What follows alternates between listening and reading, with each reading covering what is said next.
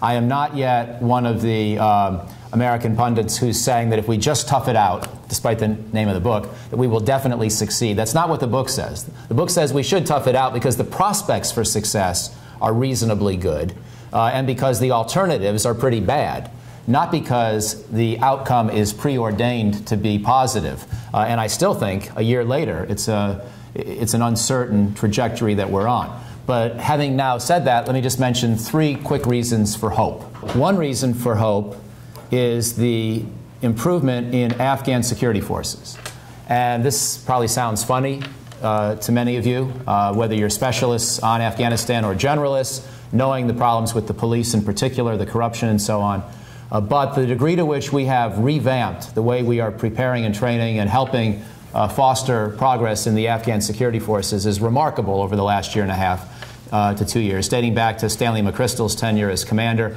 And just a few of the little things we're doing now. For one thing, we're helping the Afghan government pay their soldiers and police a competitive wage vis-a-vis the Taliban, which 3-4 years ago we didn't. 3-4 years ago, if you were a soldier or policeman, you made about $2 a day. And if you were working for the Taliban, you know, the reports from the field were $5 to $10 a day to plant an IED or take a pot shot at a NATO soldier as he was going by.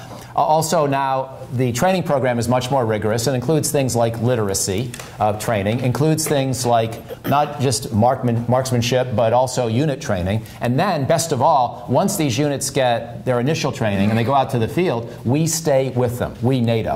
And we have a partnering program which now includes about 75% of all Afghan Army units, where there's a co-located NATO unit of roughly comparable size, maybe one echelon bigger, one echelon smaller, or comparable size depending on the location, which tends to train, patrol, plan, and fight together with the Afghans. And this is just a radical change from what was done the first 5 or 6 years. Reason 2, Kabul and other parts of the country, while you only hear reports of the occasional act of violence, are relatively safe. If you travel to Afghanistan, you of course take precautions on security, but Kabul to me feels like a normal city in a developing country. This is a powerful, resilient insurgency, but it's entirely Pashtun.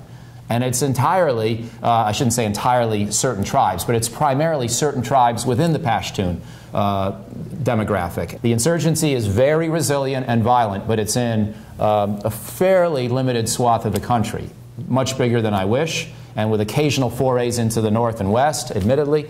But nonetheless, let's not forget that this is a country where 2/3 of the place is, and 2/3 of the people are pretty firmly on the side of what Karzai and everyone else are trying to build. And reason 3, I say Karzai and everyone else, and that of course raises questions and doubts, and it should. And we all know about his brothers and cousins and cronies and corruption, and a corruption that we Americans make worse because of all the money we're pumping in through our logistics system and other kinds of things we do. But having said that, there are some remarkably good Afghans in positions of authority. There's a great Afghan to my right, and I'm finally going to stop and turn things over to her in just a second, but there are great Afghans who are running the Ministry of Interior, Ministry of Defense, Finance. Some of the key positions have people who may, you know, have their blemishes and their flaws like most leaders around the world, but on balance are reformist, serious people. And so you shouldn't just think about Ahmed Wali Karzai. There is a strong group of Afghans who really are working hard to make their countries succeed, and they are often in very influential positions.